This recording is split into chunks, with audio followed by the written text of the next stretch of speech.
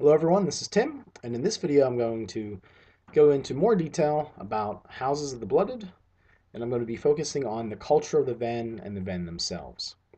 The Ven were created as a slave race for the Sorcerer Kings in the mists of time. The Ven do not die unless it is a result of murder, violence, or some sort of accident, maybe a mauling by one of the orcs, and most become one of the Swaven, one of the sleeping ones. Pregnancy for the Ven only lasts a single season, and Ven children grow up twice as fast as human children do. Their name, the Ven, means all of us or we. The Ven are independent and self-reliant by nature. It just seems that that is the way that the Sorcerer Kings created them.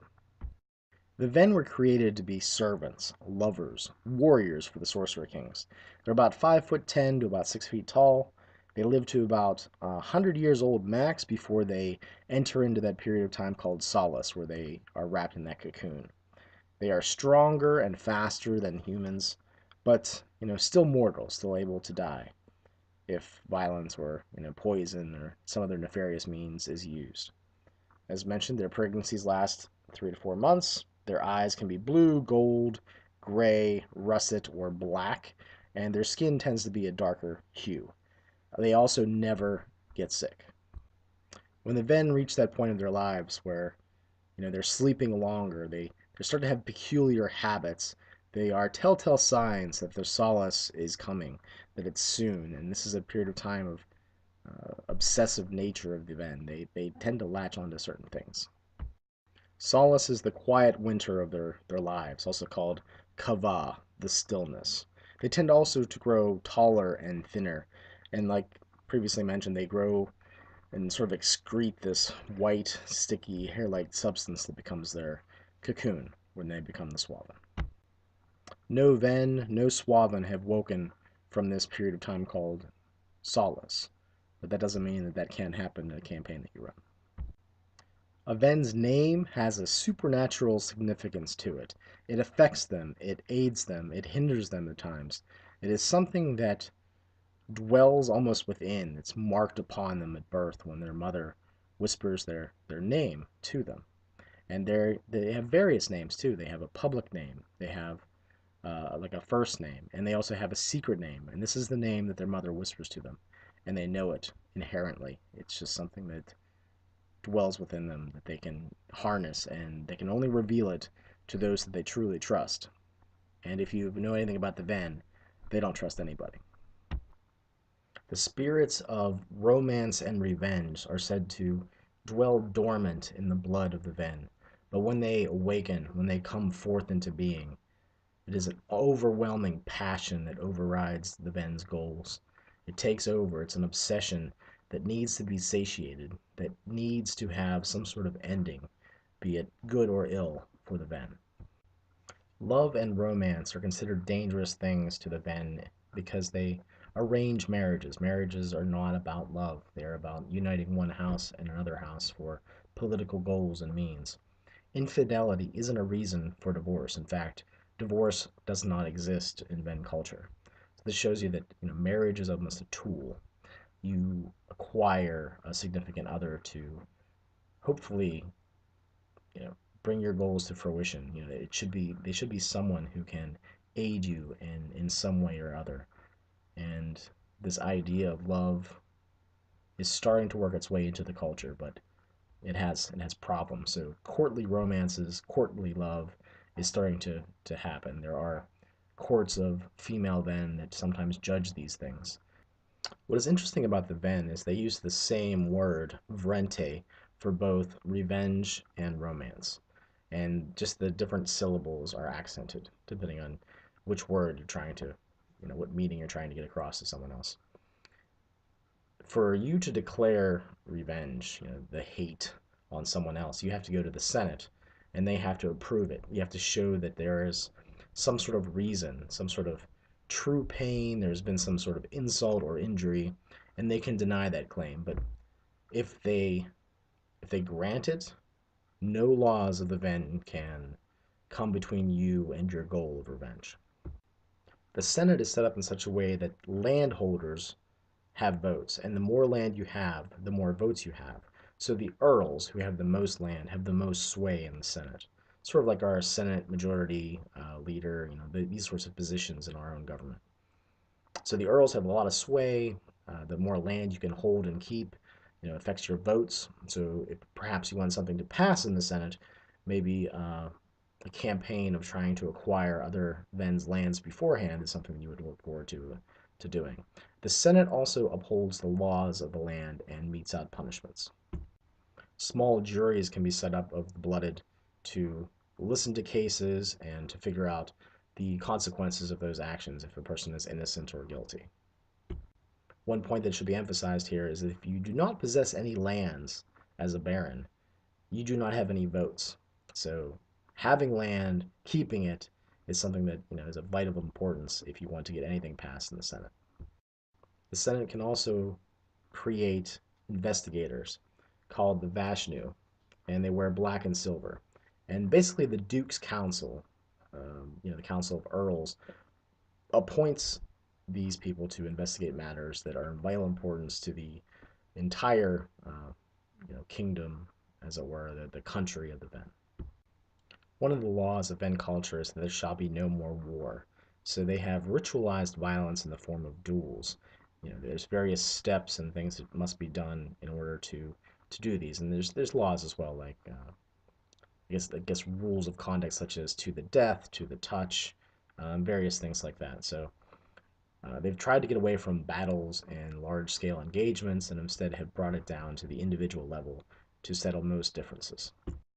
Many Ven, however, have personal guards and secret armies that are hidden in places. And yeah, again, the Ven are very hypocritical. They have their laws, but they rarely follow them to the letter of the law.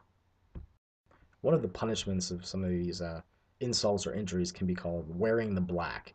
And in Ven culture, if you're wearing black, you are beneath notice. People don't talk to you; they ignore you.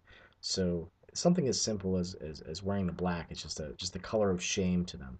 And this punishment, even though it doesn't sound too bad, cuts you off from all political alliances, the possibility of marriage.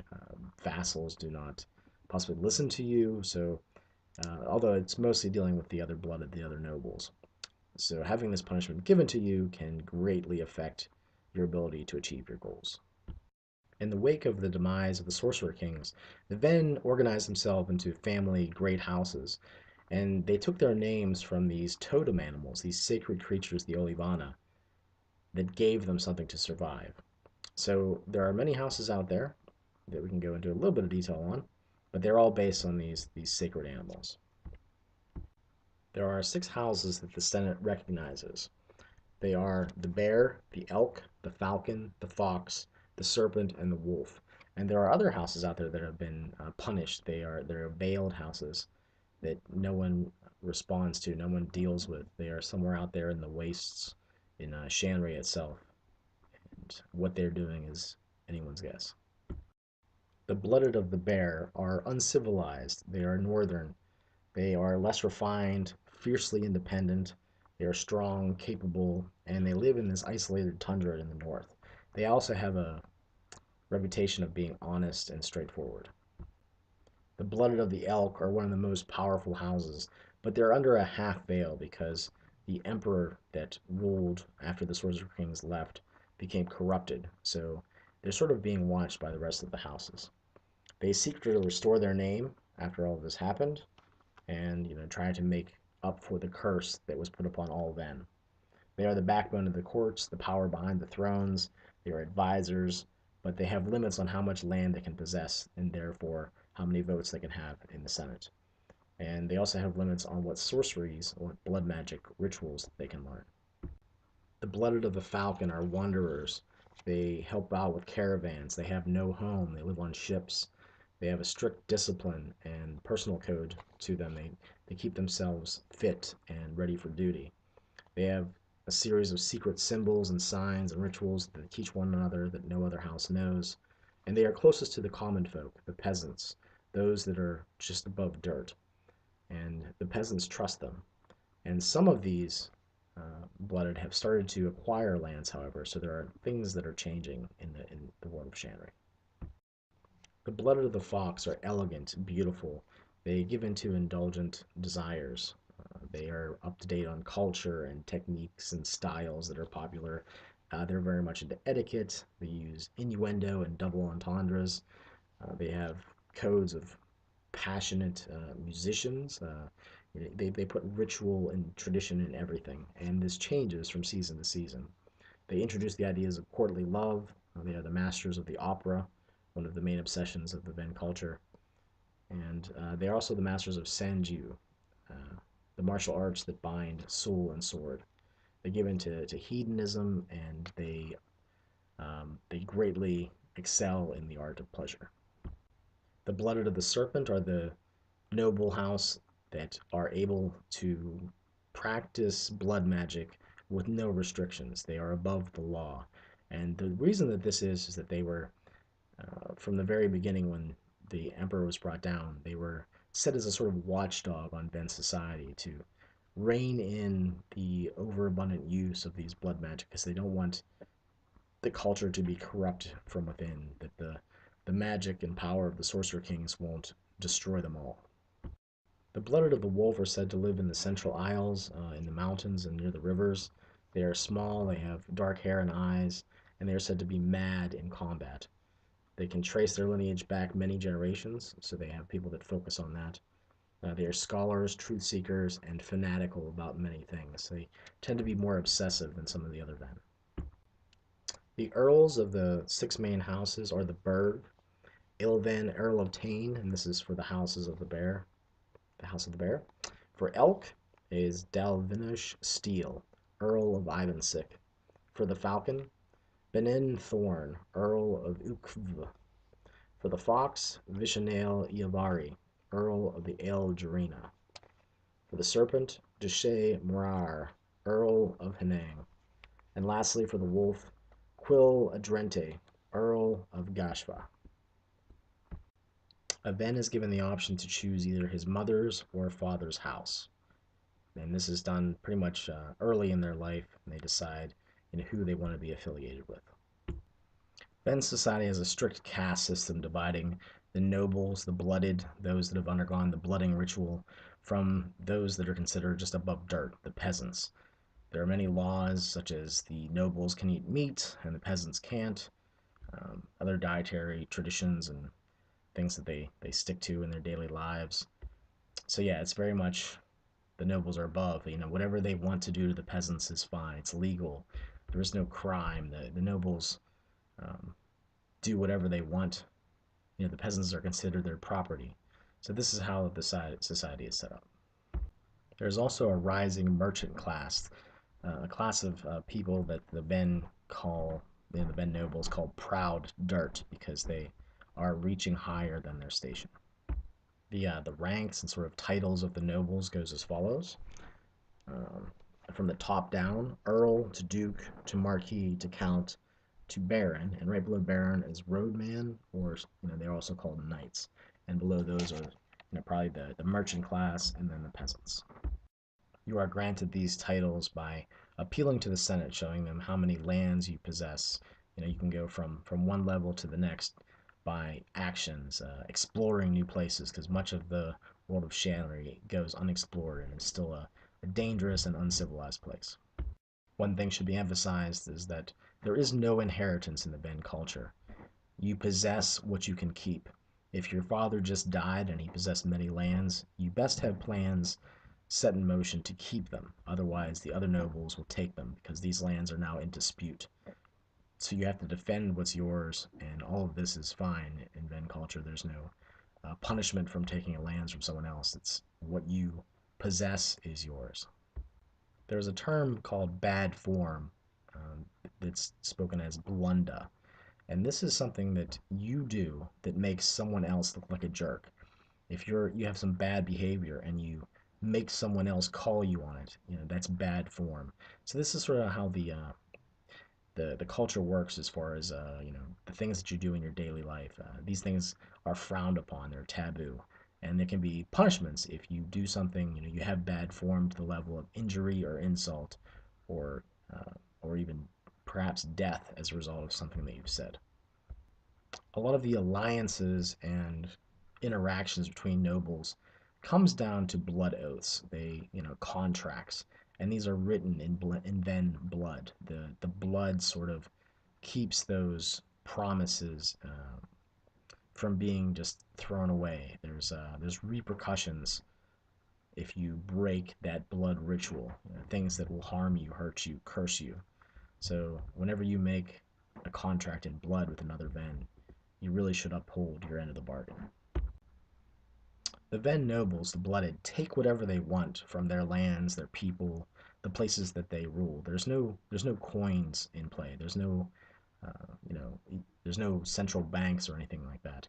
Everything is done by trade and barter through alliances and agreements and contracts. Everything else, that we would expect, like buying things, just doesn't happen. They sort of skip that step, and there's an economy of favors. If you do this for me, I'll do that for you. And I think this is a lot of fun to use in a setting. I've done this several times before, and it's always a good time, when there's not really a monetary value to something. You have to role play through those situations. As a noble, you have lots of vassals, servants, people to order around and tell what to do. You have spy networks that are looking on your enemies and your friends. Sometimes they're the same people.